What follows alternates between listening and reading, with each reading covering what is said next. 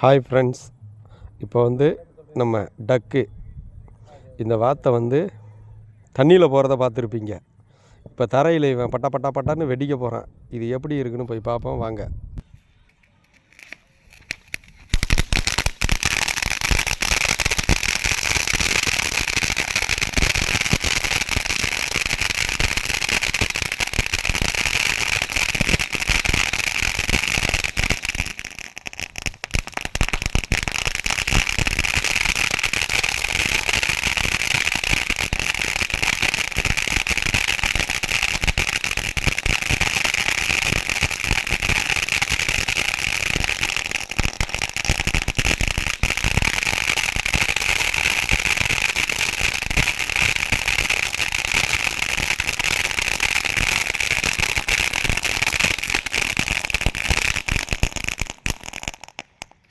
இப்போ பார்த்தீங்கன்னா, தண்ணியில் போகிற வாத்தை விட நம்ம சின்ன பையன் நல்லா டைமிங் கொடுத்து ஜம்முன்னு வெடிச்சிருக்கான்.